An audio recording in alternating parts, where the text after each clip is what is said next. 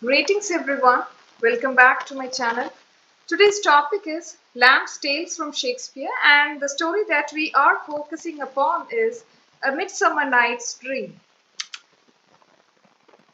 Charles Lamb was an essayist, poet, and literary critic. He is best known for his essays, particularly those collected in Essays of Elia, which were published under the pseudonym Elia. Lamb's essays are known for their wit, charm, and personal touch. They often explored everyday life, literature, and the quirks of human nature. He had a deep love for the works of William Shakespeare and is also celebrated for his adaptations of Shakespeare's plays for children, including Tales from Shakespeare, which he co authored with his sister Mary Lamb. Mary Lamb's literary legacy is primarily associated with her collaborative efforts with her brother, which continue to be appreciated for their role in introducing Shakespeare to young readers. So, Tales from Shakespeare is a collection of retellings of William Shakespeare's plays written by Charles Lamb and his sister Mary Lamb. Published in the year 1807, this book is aimed at young readers and serves as an accessible introduction to Shakespearean drama. The Lamb's Tales from Shakespeare includes retellings of around 20 of Shakespeare's most famous plays, such as Romeo and Juliet, Hamlet, Macbeth, A Midsummer Night's Dream, and many others. The stories are presented in a simplified and engaging narrative style, making them more understandable and enjoyable for children and those new to Shakespeare's works. So, one of the notable features of this collection is that it maintains the core essence and plot lines of Shakespeare's plays while condensing them into shorter and more digestible versions. The Lamb sought to make Shakespearean stories accessible to a wider audience, particularly young readers who might find the original language and length of the plays daunting. Charles Lamb typically wrote the prose adaptations of the tragedies, while Mary Lamb focused on the comedies. So, now let's get into the plot, A Midsummer Night's Dream. And let's begin. So, in the city of Athens, there was a law that allowed its citizens to force their daughters to marry whomsoever they pleased. The marriage should take place under the wish of the parents. The daughter's wish will not be considered. And according to the law, the daughters will be sentenced to death if they do not consent to the marriage. Usually, the young ladies of the city of Athens were not threatened by their parents in this regard, and there was no harm to anyone. But one fine day, an old man called Aegeus in the city of Athens, he commanded his daughter Hermia to marry Demetrius, a young man of a noble Athenian family. But his daughter Hermia refused to marry Demetrius. So, Theseus was the Duke of Athens at that time. Aegeus, the old man, arrives at the court of Theseus and demands justice. So Aegeus wanted the cruel law to be enforced upon his daughter Hermia as she disobeyed him. So now, Hermia excused that Demetrius had already asserted his love to Helena, her friend. And later, after seeing Hermia, he falls in love with her. So now, Hermia in turn loves Lysander, another young Athenian. So now, Hermia pleads to Theseus, the Duke, to help her. Theseus, though being a merciful prince, had no right to change the law in order to save Hermia. So, however, he offers 4 days to Hermia, right, to revise her decision, and if not, no other way, she will be executed. So now Lysander understands the perilous situation of Hermia. He wanted to save Hermia from the punishment and marry her. So he plans to elope with Hermia to his aunt's place far away from Athens. Actually, that place was saved from the cruel law and is no more in practice over there. So Hermia joyfully accepts the proposal and offer and decides to meet him in the woods, where they meet very often. So now Hermia shares the secret plan of meeting Lysander in the woods to her dear friend Helena. Helena, on the other hand, discloses the matter to Demetrius, whom she loves very dearly. Demetrius, with his new love for Hermia, decides to follow her in the woods, and Helena, in turn, plans to follow Demetrius, her faithless lover, into the woods. So now, when it comes to the woods, those woods were haunted by the fairies. Oberon is the king of fairies, and Titania is the queen of fairies. The tiny train of fairy followers occupy the entire woods. And now, Oberon and Titania, I mean the king and the queen, develop a sad disagreement between them and quarrel with each other. Titania refuses to give Oberon a little changeling boy whom he desired to keep with himself as a page boy. So now the changeling boy was the son of Titania's friend, and after her friend's death, Titania kept the boy with her and brought him up. Oberon gets angry as Titania refuses to give him the boy.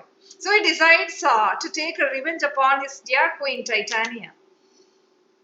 Well, so now that's another character called Puck. Puck is actually a tricky fairy or a little wanderer of the woods, and he's otherwise called Robin Goodfellow.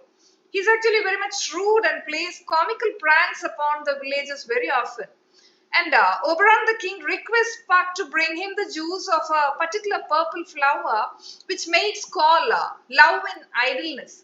The juice of this flower, when laid on the eyelids of those who sleep, will make them fall in love with the person whom they first see on waking up. Oberon plans to put a few drops in Titania's eyelids and trick her, and also to take the page boy in the meantime. So this is the plan of Oberon. And Puck actually joyfully accepts the offer and runs to fetch the juice from the flower. And Oberon is waiting in the woods to receive the love juice from Puck. As Oberon waits, he observes Helena running behind Demetrius. So Oberon finds that Demetrius saying unkind words to Helena, who runs behind him in true love. So actually Oberon is kind towards lovers, and having seen Demetrius and Helena in the woods before as true lovers, once long back, he decides to help Helena. So when Puck brings him the juice, Oberon orders him to put a few drops of it on the lover whom he saw in the woods, Demetrius. Now, Puck is unaware of that. He doesn't know who that young man is. So Oberon directs him to seek a sweet Athenian lady who was in love with a disdainful youth, and he orders him to pour a few drops of the love juice into the eyes of Demetrius, so that next morning Demetrius will be falling in love again with Helena. So this is the plan of Oberon now. And meanwhile, Oberon applies the love juice in the eyelids of Titania when she falls asleep. So, giving the orders to Puck, Oberon leaves the place to trick Titania. And Puck goes in search of the Athenian lovers. Meanwhile, Hermia and Lysander meet in the woods and decides to rest there till morning because Hermia was very much tired. Lysander takes good care of Hermia and makes her rest on the soft moss. Then Lysander lies down on the ground at a little distance. So Puck on the way observes Lysander and Hermia sleeping. So now he mistakes them to be Demetrius and Helena respectively, and therefore pours a few drops of love juice on the eyelids of Lysander. So Helena crosses the woods while chasing Demetrius, and she sees Lysander sleeping. And now she goes near him to check on him, what happened to him. So he wakes up, and now what happens is the love charm being so very powerful, Lysander is forced to run after Helena, forgetting about his love towards Hermia. So poor Hermia, isn't it? She's shocked to see her lover running behind Helena, her friend. And Helena is also shocked because Lysander is praising her beauty, and she runs in her anger, thinking that she's being mocked. Also, Hermia and Helena abuses each other and gets into a fight. And here we could see that Hermia is left all alone and she is sadly wandering in the wood. Meanwhile, Oberon again observes Demetrius, who sleeps in the woods, and learns from Puck that the love juice was applied on the wrong person. So now Oberon applies the love juice on the eyelids of Demetrius. So Demetrius wakes up and now sees Helena. He starts making love proposals to Helena, and she thinks that again this fellow is mocking her. Further, poor Hermia runs after her lover, whereas Lysander and Demetrius start chasing Helena as both the men, both the young men are under the influence of the same potent charm. And Lysander and Demetrius go to seek a convenient place to fight or going for a combat for the love of Helena.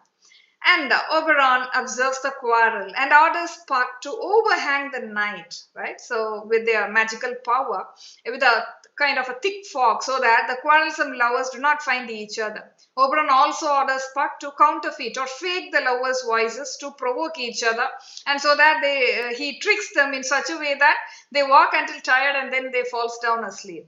And as soon as they fall asleep, what happens is Puck drops an antidote on Lysander's eyelid to break the love charm. So that when Lysander wakes up, he will be forgetting his love for Helena and return to his previous love passion for Hermia.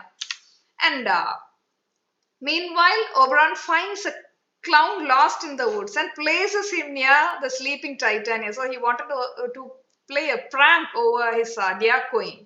He clips an ass head over the clown to make him look horrible. So now Titania wakes up to see the clown, and to the effect of the love charm, she starts admiring the clown and loves him. So besides, Oberon mocks the stupidity of Titania, and then he demands the changeling boy to her.